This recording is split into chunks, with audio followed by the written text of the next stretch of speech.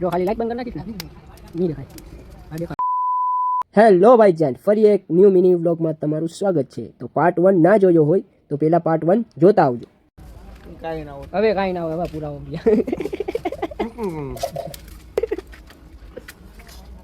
પાછો પેટ્રોલ રાખો, બીજું કાંઈ ના થાય. ઓય ઉપર કાકા ફૂક માર ફૂક હાલો, આ શું કહે છે બોલો. ફૂક માર ફૂક હા હા ભલે.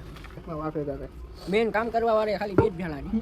એક દાનિશ ને એક મુસ્તકીમ. હા એક મેં ને એક અમારો ભાઈ મુસ્તકીમ ભાઈ અને મેં હા. બસ સાચો છો. બાકી બધા ખાવા વાળા છે. હા સાચો ભાઈ. ખાવ ખોકા બોલો બે ખાબુ ખારાંગી હું ને આ બે કામ કરવા વાળા પૂછા મેં આ ત્રીજો નહીં ચાલ્યા નવો કોકો ને આ પાંચમો મેં બાકી કામ કર્યું મેન બનાવવા વાળો કારીગર જ આ છે પણ ખાવે ને તો બેસ અને બારવા વાળો કારીગર આ છે. આની વાત જો, વાતમાં દમ છે કાંઈ.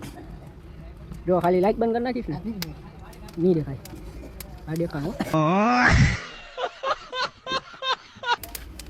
શું એમ મુજુ ભાઈ, શું કહેવા માંગશો?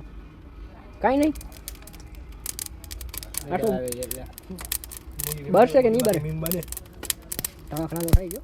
ક્રિકેટ કેવો લાગે કમેન્ટ કરજો ભાઈ. એક નંબર હે ભાઈ?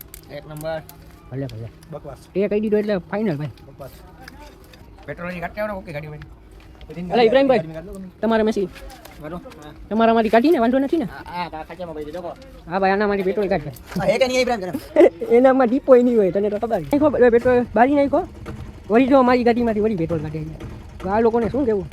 હાલો જો વળી કાંઈ ખાઈ જો, વળી કાંઈ ખાઈ.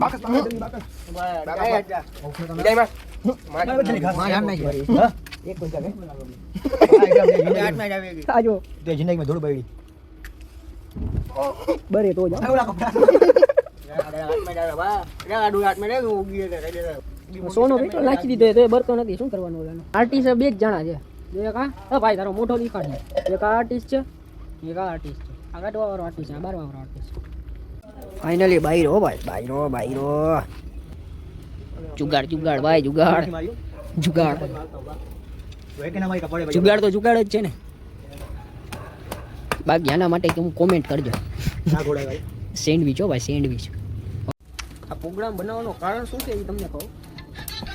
આ ભાઈને કોમેન્ટમાં લખજો હેપી બર્થડે. બર્થડે છે ભાઈનો, એના હિસાબે આ બધો પ્રોગ્રામ થાય છે. બરાબર ને? આવો ખાવા તમને કો હવે લાગી છે ને મહેફિલ થઈ ગઈ છે. શું કહો છો? કેની કમી છે ભાઈ? છે વસ્તુની કમી કોઈ તો બાજુ કોણ ગયા દિવસને જણાવો ભાઈ, કેની કમી છે તમને? ઈશારા કોફી ઈશારા કોફી. આવી આવી ગયા ઈશારામાં સમજી જાવ તો સારી વાત ભલે